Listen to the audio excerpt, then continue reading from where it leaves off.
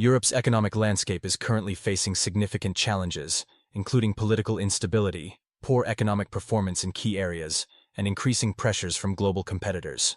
In early 2023, France experienced considerable political turmoil when Prime Minister Elisabeth Borne's government collapsed following widespread protests against proposed pension reforms.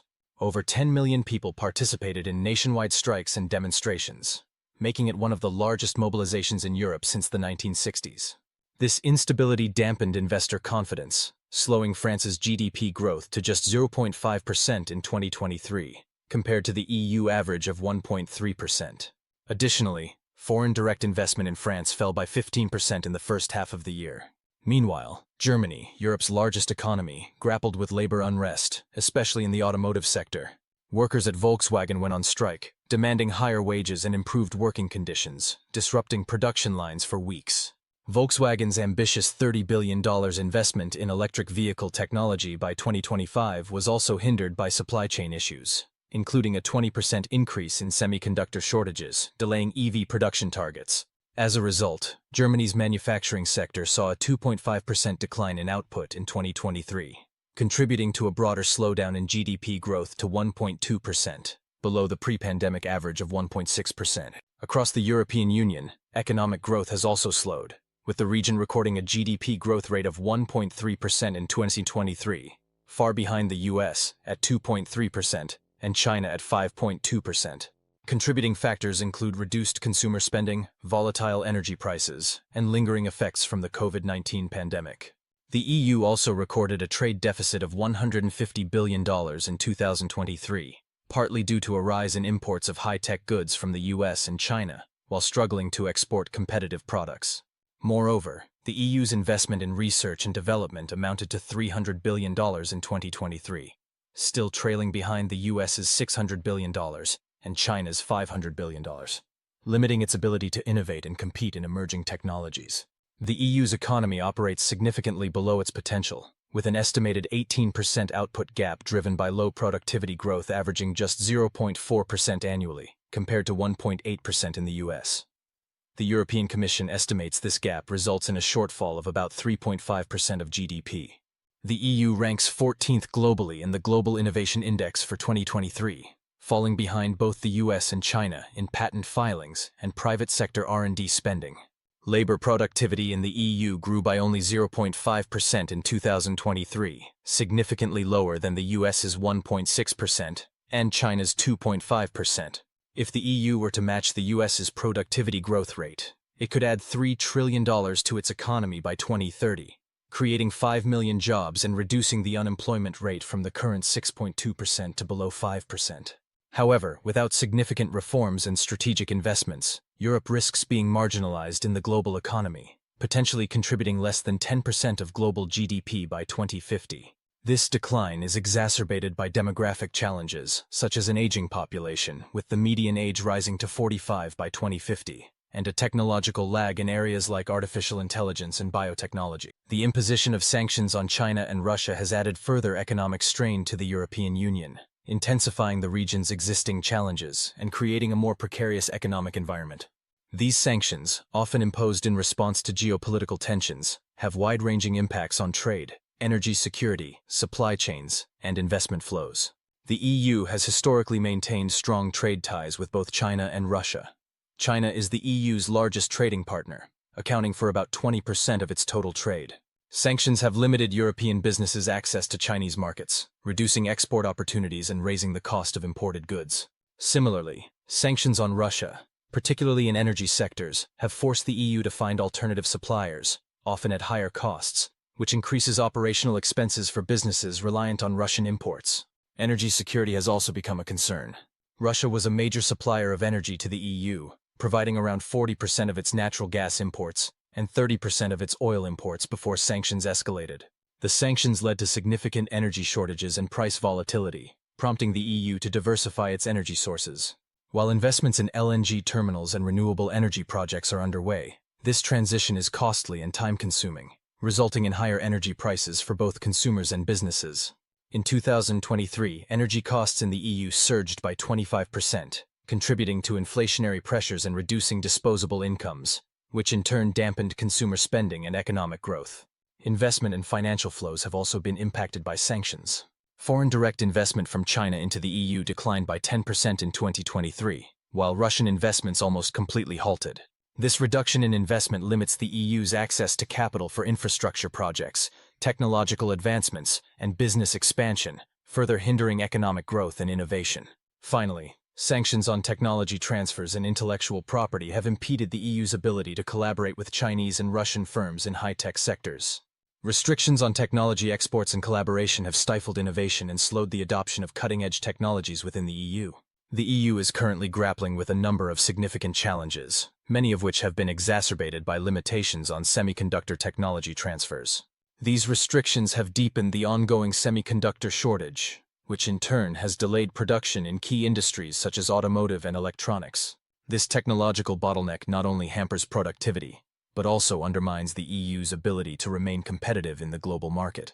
As these industries struggle to secure the components they need, the ripple effects are felt across supply chains, further stifling growth and innovation. In addition to the technological constraints, market inflation and cost-push pressures are compounding the EU's economic difficulties. A combination of higher energy prices, disrupted supply chains, and reduced investments has contributed significantly to inflationary pressures. In 2023, the Eurozone experienced an inflation rate of 5.2%, far exceeding the target rate of around 2%. Businesses have faced rising production costs, which are often passed on to consumers in the form of higher prices. This inflation erodes consumer purchasing power, reduces real incomes, and leads to a slowdown in economic growth. As both households and businesses curb spending and investment, the economy falters, resulting in further stagnation. Beyond economic challenges, the pressures of sanctions have also brought about political and social strain within the EU. The rising cost of living, combined with increasing economic uncertainty, has fueled public discontent and disillusionment. This has led to a surge in support for populist and nationalist movements, which advocate for reduced sanctions or push for more protectionist economic policies. This growing political instability undermines the EU's ability to present a united front in international negotiations and complicates efforts to implement cohesive economic policies across the member states. Social tensions have also intensified as economic hardships disproportionately affect lower-income households, exacerbating inequality and heightening the risk of social unrest. The need for strategic responses to mitigate the impacts of these challenges is more urgent than ever. In response to the economic pressures, the EU has undertaken several key initiatives aimed at bolstering its resilience. One of the primary focuses is the diversification of energy sources. With growing concerns about energy security, the EU has made significant investments in renewable energy projects and has implemented strategies to improve energy efficiency across member states. In parallel, efforts are underway to strengthen domestic supply chains, particularly in critical sectors such as technology and pharmaceuticals, with the goal of reducing reliance on external suppliers. Additionally, the European Commission has introduced financial support mechanisms designed to help businesses adapt to the changing economic landscape. These programs focus on fostering innovation, supporting small and medium-sized enterprises, SMEs, and facilitating access to alternative markets, all of which are aimed at mitigating the negative impacts of disrupted trade relationships. On the diplomatic front, the EU is working to stabilize its relations with key global players, such as China and Russia, while still maintaining the necessary sanctions. These diplomatic efforts aim to foster a more predictable and less hostile economic environment, one in which the EU can thrive without becoming overly reliant on any single partner. However, despite these efforts, the road to economic resilience remains fraught with challenges. There is a continued need for sustained investment, policy coherence among member states, and effective implementation of the strategic initiatives outlined. The EU's ability to balance economic imperatives with its broader geopolitical objectives will be crucial in avoiding further tensions that could disrupt its economic recovery. One of the most pressing concerns for the EU's long-term economic growth is its stagnating productivity levels. Higher wages and improved living standards are essential for economic stability, yet the EU has struggled to achieve consistent productivity gains. Since 2010, the EU's productivity growth rate has been stagnating at approximately 0.4% annually, significantly lower than global competitors. This lack of progress is largely due to inefficiencies in the labor market, high regulatory burdens, and insufficient investment in digital infrastructure. The EU spends only about 5% of its GDP on digital transformation initiatives, a figure that is noticeably lower than the 7% invested by the United States. This lack of investment in emerging technologies is limiting the EU's ability to remain competitive in an increasingly digital world. The contrast between traditional industries and high-tech sectors is stark. For example, Italy's olive farming sector is struggling with declining productivity, largely due to labor shortages, limited mechanization, and the ongoing threat of climate change. In contrast, high-tech industries like Germany's automotive sector and the Netherlands' semiconductor manufacturing industry are experiencing productivity growth rates of 2 to 3% annually, driven by innovations in automation and skilled labor. There are efforts underway to modernize traditional sectors, such as Italy's agro-digital project, which aims to integrate Internet of Things, IoT, and artificial intelligence, AI technologies to boost agricultural productivity by 15% over the next 5 years. Another area where Europe is falling behind is in the adoption of frontier technologies like AI and IoT. The adoption rate of these technologies in the EU is approximately 60% of the levels seen in the US and China, which impedes potential productivity gains. Regulatory barriers, such as stringent data privacy regulations, including the General Data Protection Regulation, or GDPR, have slowed the implementation of data-driven technologies in European businesses. This regulatory environment, while designed to protect consumers, has inadvertently stifled innovation by raising compliance costs and delaying market entry for new technologies. Investment in venture capital has also lagged behind global competitors. In 2023, EU startups raised $30 billion in venture capital, a figure that pales in comparison to the $50 billion raised by US startups and the $80 billion raised by Chinese startups. This disparity limits the ability of European tech companies to scale and compete globally. Moreover, with only 200 unicorns, startups valued at over $1 billion in Europe, compared to 600 in the US and 1,500 in China, Europe is at a disadvantage when it comes to nurturing the next generation of global tech leaders. In response to these challenges, the EU has launched the European Innovation Council, EIC Fund, which aims to mobilize $10 billion in private and public funding by 2025 to support high-potential startups. While this initiative is a step in the right direction, the broader regulatory environment continues to present obstacles to business expansion and innovation. Balancing the need for consumer protection with the imperative to create a dynamic and supportive environment for innovation remains a key challenge for EU policymakers. Europe's lack of tech giants puts it at a distinct disadvantage compared to the US and China. The absence of globally dominant tech companies like Google, Apple, Amazon, Alibaba, and Tencent means that Europe struggles to capture significant market share in key technological sectors such as cloud computing, social media, and e-commerce. European tech companies hold less than 10% of the global market share in these sectors, which severely limits their ability to lead in technological advancements. Initiatives such as the Digital Europe program, which allocates $7.5 billion for digital transformation projects, aim to foster the growth of European tech firms by providing funding for research collaborations and infrastructure improvements. However, these efforts may take time to show meaningful results, as Europe seeks to close the gap with its global competitors. In conclusion, while the EU has undertaken a number of strategic initiatives aimed at addressing these multifaceted challenges, the path to economic resilience remains complex and uncertain. The need for comprehensive and cohesive action is clear, as the EU strives to maintain its position as a global economic leader in an increasingly competitive and unpredictable world. Europe's ongoing efforts to establish large-scale tech enterprises capable of competing on the global stage remain hindered by a combination of structural and industrial challenges. These obstacles not only complicate the continent's economic situation, but also slow its ability to adapt to the rapidly changing global marketplace. At the heart of this struggle lies Europe's industrial sector, with major players like Germany investing billions into transitioning to electric vehicles, EVs, to retain their competitiveness.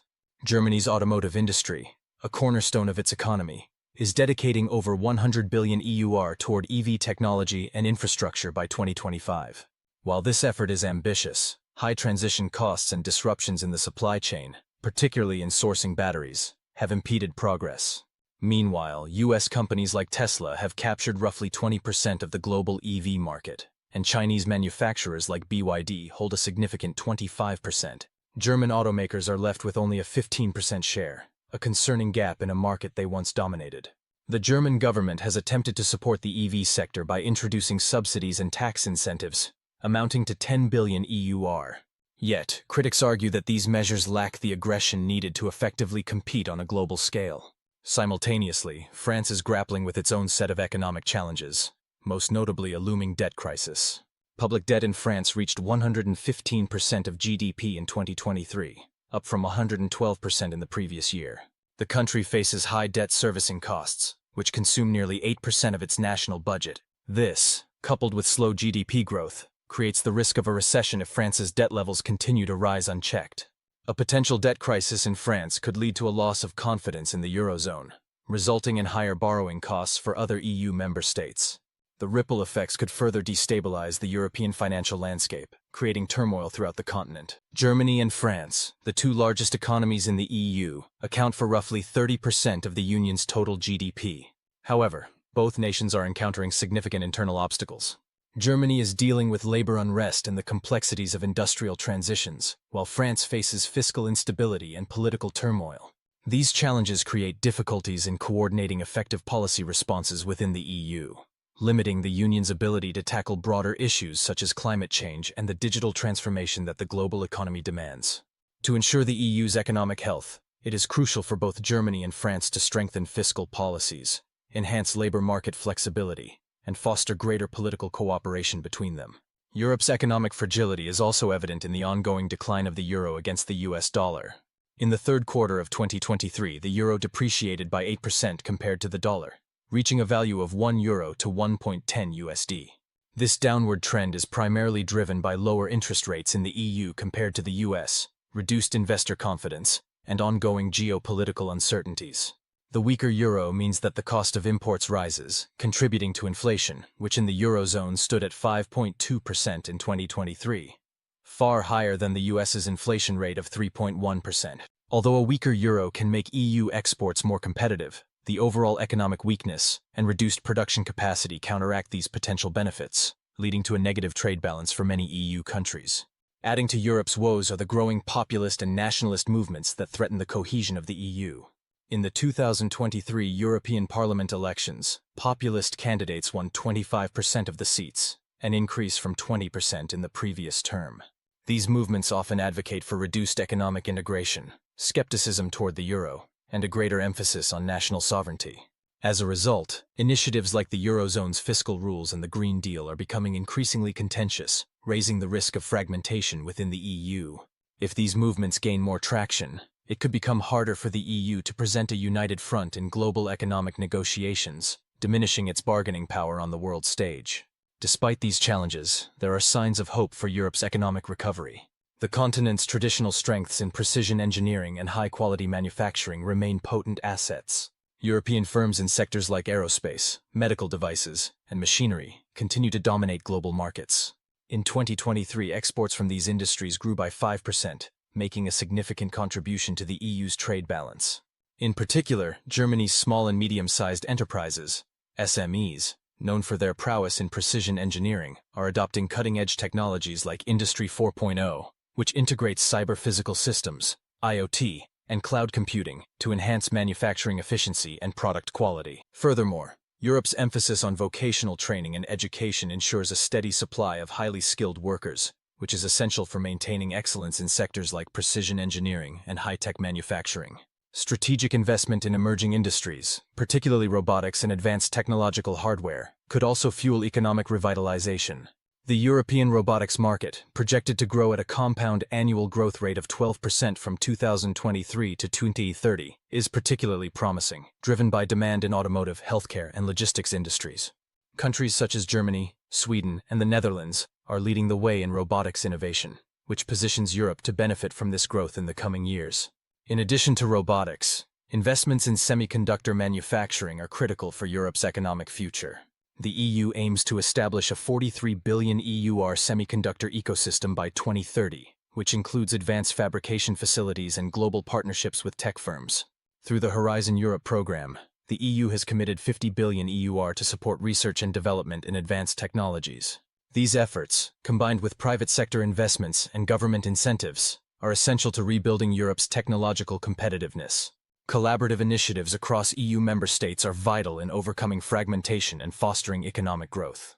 Programs like the European Green Deal and the Digital Single Market aim to harmonize policies and pool resources to drive innovation and enhance economic integration. the EU's Recovery and Resilience Facility, RRF, which has allocated 800 billion EUR to support member states' economic recovery efforts, places a strong focus on green and digital transitions. However, to maximize the impact of this fund, coordinated planning and execution are required. Platforms for knowledge exchange, such as the European Institute of Innovation and Technology, EIT, play a crucial role in facilitating collaboration between academia, industry, and government. These platforms drive advancements in key sectors and ensure that Europe remains at the forefront of innovation. Moreover, targeted investments in economically lagging regions through the Cohesion Fund and the European Regional Development Fund are essential for boosting infrastructure, digital connectivity, and economic opportunities across the EU. This focus on balanced growth will help ensure that no member state is left behind in the continent's recovery process.